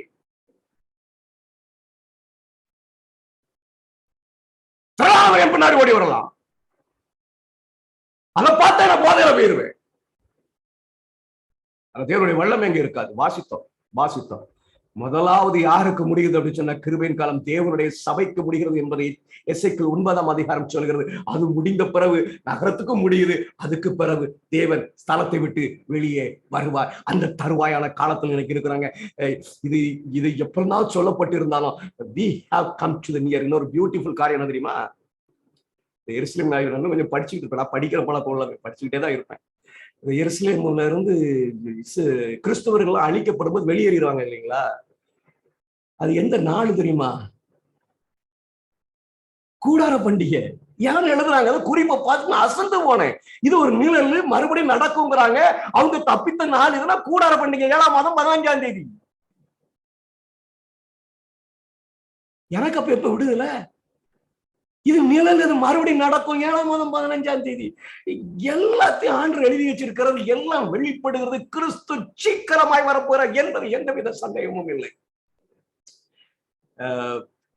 இந்த குறிப்பை நான் வாசிக்கிறேன். ரொம்ப முக்கியமான குறிப்பு, ஒரு கன்க்ளூஷன் மாதிரி இந்த குறிப்பு. சரிங்களா? கொஞ்சம் கவனமா கேளுங்க. அந்த குறிப்பு வாசிக்கும் போது கொஞ்சம் போர் தான் அடிக்கும். ஆனா கிரகிக்க விரும்புகிறவர்கள் கிரகித்துக் கொள்வீர்கள். அதற்காக இதையே நான் வாசிக்கிறேன்.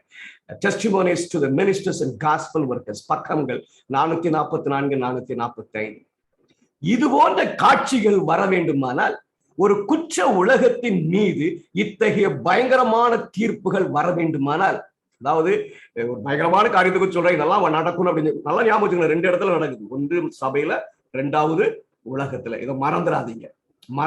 அப்படிப்பட்ட பயங்கரமானது நடக்க வேண்டுமானால் தேவனுடைய ஜனங்களுக்கு போலிடம் எங்க? ஒரு பயங்கரமான காலத்தை சந்திக்க போகிறோம். மிக கொடூரமான காலத்தை சந்திக்க போகிறோம். நமக்கு புகலிடம் எங்கே? கோபம் கடந்து செல்லும் வரை அவர்கள் எப்படி அடைக்கலம் பெறுவார்கள்? ஐயா, ஒரு கோபத்தை பற்றி படிச்சேன் தெரியுமா? அந்த கோபத்தினுடைய காலத்துல நான் இருக்க வேண்டும், அதுல எனக்கு அடைக்கலத்தை எப்படி நான் பெற முடியும்? இயற்கையின் கூறுகள் யோவான் காண்கிறான். பூமி அதிர்ச்சி, கடும் புயல் மற்றும் அரசியல் சண்டை 4 தேவதூதர்களால் பிடிக்கப்பட்டதாக குறிப்பிடப்படுகிறது. தேவன் அவைகளை விடுவிக்க கட்டளை கொடுக்கும் வரை இந்த காட்டுகள் கட்டுப்பாட்டில் உள்ளன. அதில்தான் தேவனுடைய சபையின் பாதுகாப்பு உள்ளது. காற்றுகள் பிடிக்கப்பட்டிருக்கிறது, அது வரைக்கும் தான் எனக்கு பாதுகாப்பு. அது வரைக்கும் தான் எனக்கு பாதுகாப்பு. அது வெட்டிட்டாருன்னா முடிஞ்சுங்க. தேவனுடைய ஊழியக்காரர் நெற்றியில் முத்திரை போட்டு தீர்மானமும், பூமியின் மேலாவது சமுத்திரத்தின் மேலாவது எந்த மரத்தின் மேலாவது காற்றுகள் வீசாதபடி பூமியின் காற்றுகளை தடுத்து தேவனுடைய கட்டளை அவருடைய தூதர்கள் செய்கிறார்கள். முத்திரை போடுறதுக்காக தான் பிடிச்சு வச்சிருக்கிறாங்க. பலமுள்ள தூதன் கிழக்கில் இருந்து ஏறி வருவது பார்க்கப்பட்டது.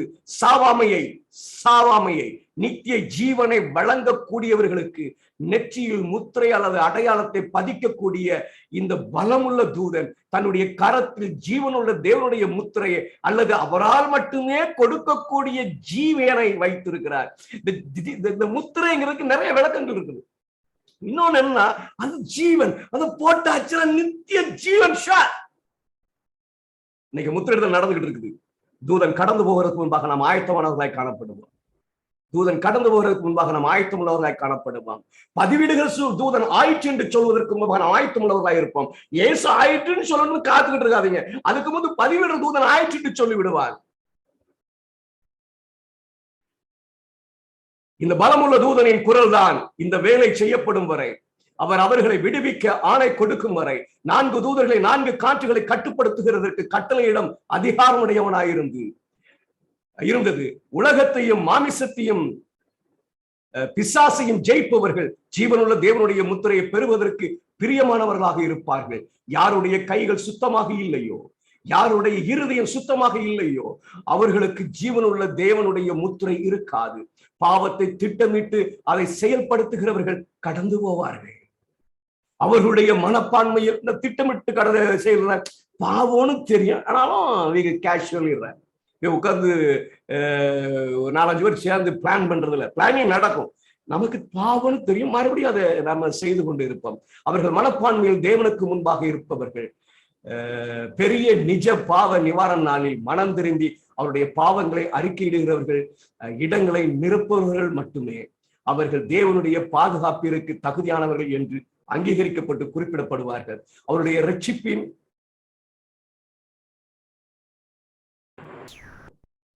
நான் பேசுறது கேக்குதுங்களா?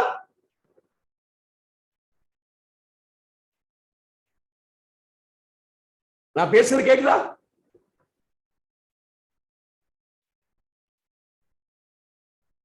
யாரும் ரெஸ்பாண்ட் பண்ண மாட்டீங்களா? நான் பேசுறது கேக்குதா?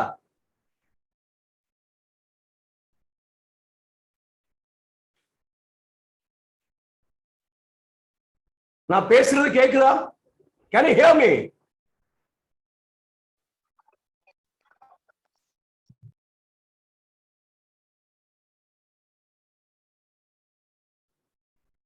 நான் பேசுறது கேக்குதுங்களா?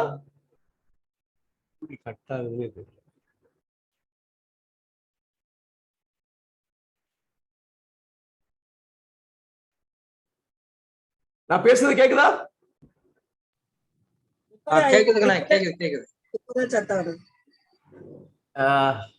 மறுபடியும் கட்டாயிருமோன்னு பயமா இருக்கு. சரி, இந்த ஒரு குறிப்பு தான், நான் வாசித்துட்டால் முடிந்து விடும். சரி,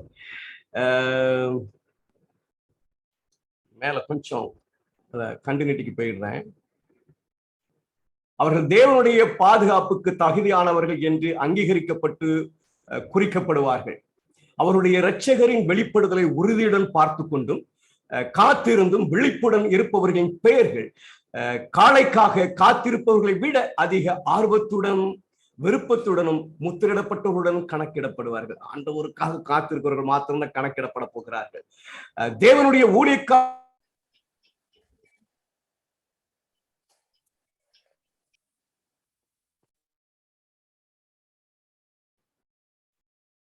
சரி, நான் பேச கேக்குதுங்களா?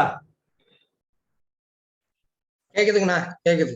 சரி, வேற நான் வாசித்து முடித்துறேன். முத்திரிடப்பட்டவருடன் கணக்கிடப்படுவார்கள். தேவனுடைய ஊழியக்காரர்கள் இந்த முத்திரையிடுதல் எசேக்கியேலுக்கு தரிசனத்தில் காட்டப்பட்ட அதேதான். இந்த முத்திரையிட சம்பவம் எசேக்கியேலுக்கு காட்டப்பட்டதான். யோவான் இந்த மிகவும் திடுக்கிடும் வெளிப்பாட்டிற்கு சாட்சியாக இருக்கிறான். அவன் சமுத்திரம் மற்றும் அலைகள் கர்ஜிப்பதையும் மற்றும் பயத்தால் மனிதர்களின் இதயங்கள் அவர்களுக்கு தோல்வியடையதையும் பார்த்தான். ஐயா, அதை பார்த்தீங்கன்னா என்ன செய்யறது தெரியாங்க, அப்படி ஆயிரும் உலகம். ரொம்ப ரொம்ப அப்படியே பார்த்துட்டு அப்படியே போயிடுவோம் மட்டும் நினைக்காதீங்க. ரொம்ப கடுமையான காலம் நமக்கு முன்பாக இருக்கிறது. பூமி நகர்வதையும் மலைகள் கடலில் நடுவில் கொண்டு செல்லப்படுவதையும் அது உண்மையில் நிகழ்கிறதா. அதன் தண்ணீர் கர்ஜனை செய்து கலங்குவதையும் அதன் அதிகரிப்பால் மலைகள் நடுங்குவதையும் அவன் கண்டான். வாதைகள், கொள்ளை நோய்கள், பஞ்சம் மற்றும் மரணம் அதனுடைய பயங்கர வேலையை செய்கின்றது அவனுக்கு காட்டப்பட்டது. சோதாமை சந்தித்த அதே தூதன் எச்சரிப்பு குறிப்பாக உன் ஜீவன் தப்ப ஓடிப்போ என்று சத்தமிடுகிறது. உயிரோடு இருப்பவர்கள் மற்றும் மரித்தவர்களின் வழக்குகள் தீர்மானிக்கப்பட்டு தேவனுடைய ஜனங்கள் எல்லோரும் நியாயத்திற்கப்படும் வரை துன்மார்க்கர்களையும் அவர்களுடைய கிரியைகளையும் அழிக்க தேவனுடைய கோபத்தின் புட்டிகள் ஊற்ற முடியாது.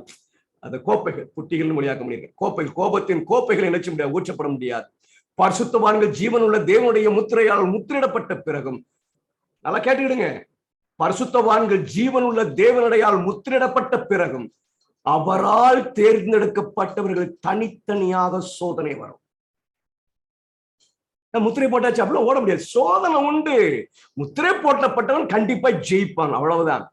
தனிப்பட்ட துன்பங்கள் வரும். முத்திரை போட்ட பிறகு, தேவன்கிற நாமம் எழுதப்பட்ட பிறகு, புதிய நாமம் எழுதப்பட்ட பிறகு, இயேசுனுடைய புதிய நாமம் எழுதப்பட்ட பிறகு அவனுக்கு துன்பங்கள் வரும். ஆனால் ஒரு கண் மூலம் உலை நெருக்கமாக கண்காணிக்கப்படுகிறது. ஒரு கண் அதை ரொம்ப கவனமா பார்க்கிறது. அது தங்கம் எரிக்கப்படுவதை சகித்துக் கொள்ளாது, அதை அழிக்க முடியாது.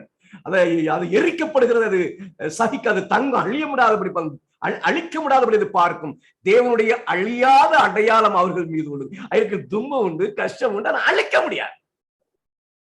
தேவன் அவருடைய சொந்த பெயர் அங்கு எழுதப்பட்டுள்ளது என்று மன்றாடலாம். ஆண்டவர், என் பெயர் எழுதியிருக்கேன், அவனை அழிக்க விடாதீங்கன்னு சொல்லி கேட்கலாமா? அவர்கள் சேரும் இடம் பொறிக்கப்பட்டு இருக்கிறது. தேவன், புதிய எருசலேம் அவர்கள் தேவனுடைய சொத்து, அவருடைய உடைமை, முத்திரிடப்பட்டவங்க. அவ்வளவு இது கஷ்டம் உண்டுங்க. நான் அடிக்கடி சொல்லுவேன், அவங்களுக்கு கீழே தூக்கி போடுவாங்க, எழும்பி வந்துருவாங்க, ஜனசாலைக்குள்ள போடுவாங்க, வெளியே வருவாங்க, பிடிச்சு எடுத்துட்டு போகத்தான் செய்வாங்க, கொள்ள வருவாங்க, கையை நீட்டுவாங்க, விழுந்து கிடப்பாங்க. அவர்கள் தேவனுடைய சொத்து, அவருடைய உடைமை. மனதில் தூமி ஏற்றவர், விபச்சாரம் செய்பவர், வேசித்தனம் பண்ணுகிறவர், அண்டை வீட்டாரின் மனைவிக்கு ஆசைப்படுகிற மனிதன் மீது இந்த முத்திரை போடப்படுமா? என்ன ஒரு கேள்வி பாருங்க.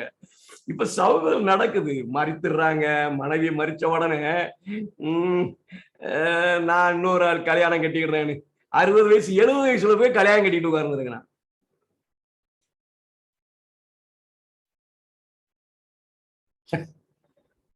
மனதில் தூய்மையற்றவர், பச்சாரம் செய்பவர், வேசித்தனம் பண்ணுகிறவர், அண்டை வீட்டாரின் மனைவிக்கு ஆசைப்படுகிற மனிதன் மீது இந்த முத்திரை போடப்பட்டுமா? Never. உங்கள் ஆத்துமாக்கள் பதிலளிக்கட்டும். கிறிஸ்து அவர்களுக்கு ஒத்தவர்களுக்காக ஆயத்தம் செய்த வாசஸ்தலங்களுக்கு ஒரு பாஸ்போர்ட்டை நான் பெறுவதற்கு அவசியமான தகுதியுடன் எனது குணம் ஒத்து போகிறதா? பரிசுத்தம் நம்முடைய குணாம்சத்தில் உள்ளதாக இருக்க வேண்டும். எனக்கு அருமையானவருடைய பிள்ளைகளே, the truth of sealing is not easy. அது மிக கவனமாய் பார்க்கப்பட வேண்டிய ஒன்று. இந்த முத்திரையிடுதல் முதலாவது தேவனுடைய சபைக்கு நடக்க போகிறது. இந்த வெட்டுதல் முதலாவது தேவனுடைய சபைக்கு நடக்க போகிறது, பின்பு உலகத்துக்கு நடக்கும். தேவனுடைய பிள்ளைகளாக்கி நீங்கள் நாளும் அதை பெறுகிறதுக்குரிய தகுதியை பெற்றுட்டோமா? முதல்ல நடக்கும்னு தெரிஞ்சிச்சு, இன்னும் நம்ம கூடுதலான செய்தியை பெற்றிருக்கிறோம். ஐயா, முத்திரைகள் போட்டுக்கிட்டே இருக்கிறான், நடந்துகிட்டே இருக்குது, பதிவிடுகிறது ஆயிடுச்சுன்னு சொல்லிக்கிட்டே இருக்கிறான். Am I ready to receive the seal of God? தேவனுடைய முத்திரையை பெறுகிறதுக்கு நான் ஆயத்தமாகி விட்டேனா? இன்னும் இச்சை நிறைந்த மனிதனாக இருக்கிறானா? எனக்கு அருமையானவருடைய பிள்ளைகளை, கடைசி காலத்தில் இருக்கிறோம். தேவன் சீக்கிரமாய் வரப்போகிறார். ஆண்டவர் சீக்கிரமாய் வரப்போகிறார். நான் முத்திரையை பெறுகிறதுக்கு தகுதி உடையவனாய் இருக்கிறேனா? நான் முத்திரையை பெறுகிறதுக்கு தகுதி உடையவனாய் இருக்கிறேனா? என்னுடைய சிந்தை எப்படி இருக்கிறது? நான் கிருபையின் காலம் முடியட்டும் அப்படின்னு சொல்லி கடைசி வரைக்கும் ஓட முடியாது. எனக்கு முந்தி முடிஞ்சிருதான், சபைக்கு முந்தி முடிதான். அதோடு கூட சபையில தேவனுடைய பிள்ளைகளை ஆண்டவர் இப்பொழுது முத்திரையிட்டுக் கொண்டிருக்கிறாங்க. நீங்களும் நானும் அந்த முத்திரை பெறுவதற்கு தகுதி உடையவர்களாக இருக்கோமா? இல்லை இன்னும் உலகத்தை ஆதாயப்படுவதற்கு இச்சை உடையவர்களாக இருக்கோமா? இச்சை உடையவர்களாக இருக்கிறோமா? Sealing is in progress. முத்திரையிடுதல் கடந்து சென்று கொண்டிருக்கிறது. அது என்னை விட்டு கடந்து போகிறதுக்கு முன்பாக நாம் ஆயத்தம் உள்ளவர்களாய் தேவனிடத்தில் நிலைநாட்டுவோம். அப்பொழுது நிச்சயமாய் ஆண்டவர் உடைய கோபம் காணப்படும் பொழுது நாம் தப்பித்தவர்களாய் இருப்போம். கர்த்தர் அந்த பாக்கியத்தை நமக்கு தரட்டும். ஆமென். ஆமென். ஆமென். அருமையான சத்தியத்திற்காக நம்ம ஆண்டவர் ஸ்தோத்திரிப்போம். அது மாத்திரம் இல்ல, கர்த்தருடைய கிருபை நம்மோடு இருக்கணும். இந்த முத்திரையை பெற்றுக்கொண்டு அவனுடைய பிள்ளைகளா ஜீவிக்க கர்த்தர் நமக்கு உதவி செய்வார். நம்ம இந்த இடத்துல யாரும் தலைகளை தாழ்த்தி ஜெபிப்போம். ஷீலா சகோதரி நமக்காக ஜெயிப்பாங்க. ஷீலா.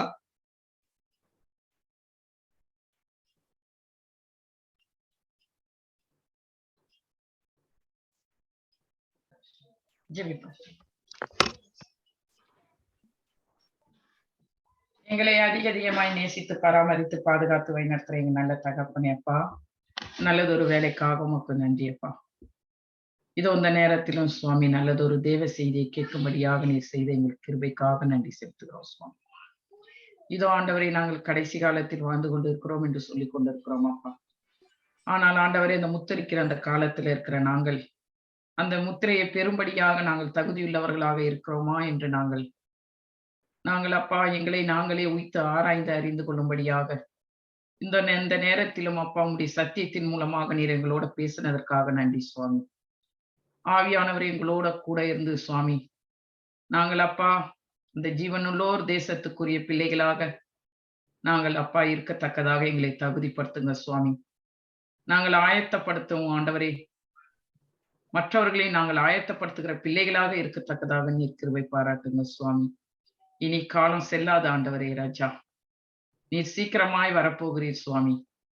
இந்த கிருபையின் காலம் ஆண்டவரே சீக்கிரமாக முடிய போகுது சுவாமி. ஆண்டவரே, முதலாவது தேவனுடைய ஆண்டவரை வீட்டுல துவக்கிற காலம் ஆண்டவரே. அப்படிப்பட்ட காலத்தில் இருக்கிற நாங்கள் சுவாமி எப்படிப்பட்ட வாழ்க்கையை நாங்கள் வாழ்ந்து கொண்டு இருக்கிறோம் என்று ஆண்டவரே நீர் அறிந்திருக்கிறீர் சுவாமி. இனி காலம் செல்லாது அப்பா. ஆண்டவரே, எங்களை நீர் ஆயத்தப்படுத்துங்க, எங்களை தகுதிப்படுத்துங்க சுவாமி. எங்களுடைய வாழ்க்கை ஆண்டவரை நாங்கள் பரிசுத்தமுள்ள வாழ்க்கை வாழத்தக்கதாக ஆண்டவரே எங்களுக்கு கிருபை பாராட்டுங்க சுவாமி. நீர் வரும்போது ஆண்டவரே அந்த பரிசுத்தவான்களின் கூட்டத்துல நாங்கள் ஒவ்வொருவரும் இருக்கத்தக்கதாக எங்கள் ஒவ்வொருவரையும் ஆண்டவரை ஆவியின் வழிநடத்துதல கொடுத்து ராஜா, நாங்கள் ஆயத்தமுள்ள பிள்ளைகளாகவும் அநேகரை நாம் ஆண்டவரை நீதிக்கு உட்படுத்துகிறவர்களாகவும் இருக்கத்தக்கதாக நீர் கிருபை பாராட்டுங்க. ஒவ்வொரு மீது உடைய ஆவியின் வழிநடத்துதல தாங்க ராஜா. ஆவியானவரை எங்கள் மீது ஆண்டவரை ஆவியின் வழிநடத்துதல் தந்து ஆவியின் அபிஷேகத்தை தந்து சுவாமி நீர் எங்களை வழிநடத்தும்படியாகவும் செபிக்கிறோம். எங்களுடைய குற்றங்கள், குறைகள், பாவங்கள், அக்கிரமங்கள் எல்லாவற்றையும் நீ தயவாய் மன்னித்து சுவாமி உம்முடைய பிள்ளைகளாக, உமக்கு பிரியமான பிள்ளைகளாக, உம்முடைய சித்தத்தை நாங்கள் செய்கிறவர்களாக இருக்கத்தக்கதாகவும் இன்னும் அநேகருக்கு சுவாமி இந்த சத்தியத்தை எடுத்து சென்று பறைசாற்றுகிறவர்களாகவும் சத்தியத்தை சத்தியமாக சொல்லவும் ஆண்டவரை நாங்கள் தைரியமாக சுவாமி தவறை சுட்டி காட்டுகிற பிள்ளைகளாக இருக்கவும், நாங்கள் ஒதுங்கி போகாத படிக்கு சுவாமி தவறு செய்கிறவர்களை இது தவறு என்று சொல்லுகிற தைரியமாக சொல்லுகிற பிள்ளைகளாக இருக்கத்தக்கதாக எங்களை ஒவ்வொருவரையும் நீர் ஆண்டவரை ஆட்கொண்டு வழிநடத்துங்க சுவாமி. எங்களை முற்று முழுமையாக உம்மிடத்துல தாழ்த்தி ஒப்புக் கொடுக்கிறோம். எங்களை ஏற்றுக்கொள்ளுங்க, வழிநடத்துங்க. எல்லாவற்றையும் இயேசு கிறிஸ்து இனி நாமத்தில் ஜெபிக்கிறேன் எங்கள் ஜீவனுள்ள நல்ல பிதாவே. ஆமென். ஆமென். நம்முடைய கர்த்தராகிய இயேசு கிறிஸ்துவின் கிருபையும் பிதாவாகிய தேவனுடைய அன்பும் பரிசுத்த ஆவியினுடைய அன்யோன்ய ஐக்கியம் சிநேகமும் விசேஷமாக இந்த நாளின் சத்தியத்தை கேட்ட பிள்ளைகள் ஒவ்வொருவரோடும் மகனோடும் கூட வேண்டும் சதா காலம் இருப்பதாக. ஆமென்.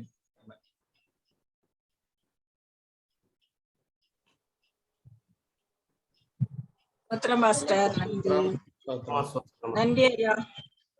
ஸ்தோத்திரம் பாஸ்டர். சோஸ்திரம் சோஸ்திரம் பாஸ்டர் ஸ்தோத்திரம். சோஸ்திரமா ஸ்தோத்திரம். சோஸ்திரமா கேக்குதா? எல்லாத்துக்கும் சோத்திரம் பிரதர், சோத்திரம் பாஸ்டர், எல்லாருக்கும் சோத்திரம். சரவணா ஸ்தோத்திரம், பாக்கியலட்சுமி சிஸ்டர் ஸ்தோத்திரம், அமலாக்கா அமலாக்கா ஸ்தோத்திரம்க்கா, வாசி அம்மா ஸ்தோத்திரம், ஹரிதாஸ் அம்மா ஸ்தோத்திரம்,